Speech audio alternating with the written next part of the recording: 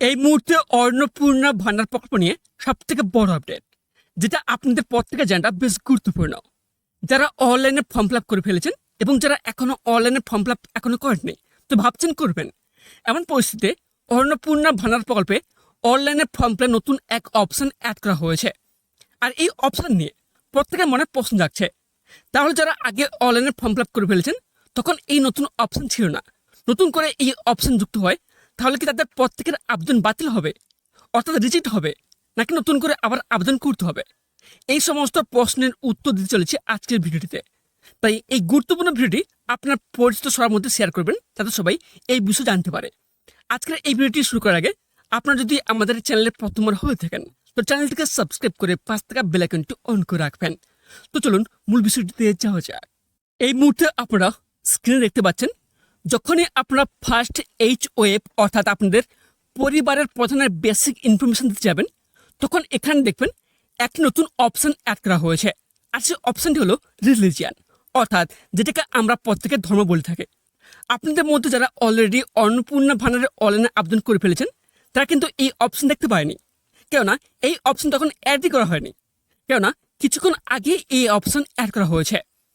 আপনারা যারা এখনো অন্নপূর্ণা ভান্ডার অনলাইনে আবেদন করেননি এবং ভাবছেন এবারে আবেদন করবেন, তখন কিন্তু এই অপশন আপনাদের সামনে শুরু করবে। তাহলে এখানে প্রশ্ন হচ্ছে, যারা আগে থেকে অন্নপূর্ণা ভান্ডারের অনলাইনে আবেদন করে ফেলেছেন, তাদের কি আর টাকা ঢুকবে না, কিংবা তাদেরকে প্রত্যেকের কি আবেদন বাতিল হবে, আবার কি পুনরায় আবেদন করতে হবে? এমন প্রশ্ন আপনাদের মনে জাগছে। আপনাদের মনে করে দিই যে অন্নপূর্ণা ভান্ডার প্রকল্প যখন অফলাইনে আবেদন শুরু হয়েছিল, তখন কিন্তু প্রথমে 12 পাতার ফর্ম পাবলিশ করা হয়েছিল এবং বেশিরভাগ মানুষ কিন্তু ফর্ম ফিল আপ কমপ্লিট করে জমা দিয়ে দিয়েছিল। আসল ব্যাপারটা হচ্ছে, তার ঠিক কিছুদিনের পরেই 12 পাতার ফর্মকে বাড়িয়ে 13 পাতার ফর্ম করা হয়, এবং যেহেতু এক পাতা এক্সট্রা অ্যাড করা হয়েছিল বলে কিছু অপশন নতুন যুক্ত করা হয়েছিল। তাহলে প্রশ্ন হচ্ছে, যারা আগে 12 পাতার ফর্ম ফিল আপ করে জমা দিয়েছে, তাদের কি আবেদন বাতিল হবে? এমনটা যদি আপনাদের ভেবে থাকেন, তাহলে মোটেও না, কেননা এখানে আপনাদের ভুল ছিল না। নতুন পেজ যুক্ত করার সিদ্ধান্ত সরকারের ছিল, সেখানে দাঁড়িয়ে আমজনতার ভুল মোটেও না। ঠিক একই রকম হবে, যারা অনলাইনে আগে থেকে ফর্ম ফিল আপ করে জমা দিয়েছেন, তখন এই রিলিজিয়ান অপশন ছিল না বলে এই না যে প্রত্যেকের আবেদন বাতিল হবে, এমনটা নয়। কিন্তু এটা সরকারের সিদ্ধান্ত ছিল যে নতুন রিলিজিয়ান অপশন যুক্ত করা দরকার, সেজন্য যুক্ত করেছে। আজ থেকে আপনারা যখনই অনলাইনে আবেদন করতে যাবেন, এই অপশনটি দেখতে পাবেন, এবং তার সাথে আপনাদের ধর্ম কি সেটা কিন্তু সিলেক্ট করতে হবে। এটা নিয়ে আপনারা ভাবেন না যে আপনাদের ফর্ম বাতিল হবে কিংবা অন্নপূর্ণা ভান্ডারের 3000 টাকা পাবেন না।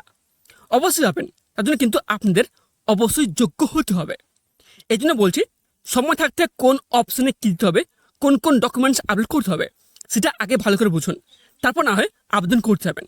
ভুল করলে কিন্তু আপনার আবেদন বাতিল হওয়ার সম্ভাবনা প্রবল রয়েছে, কেননা ভুল করলে যে পুনরায় এডিট করবেন, সে সুবিধা কিন্তু মোটেও দেওয়া হচ্ছে না। এই জন্য বলছি, যখন আবেদন করবেন ভেবেচিন্তে করবেন।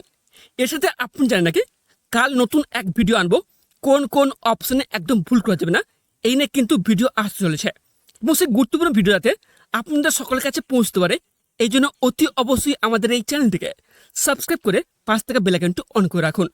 আজ এখানে শেষ করছি, দেখা হচ্ছে পরবর্তী কোনো গুরুত্বপূর্ণ ভিডিওটিতে। ততক্ষণ সব ভালো থাকবেন, সুস্থ থাকবেন।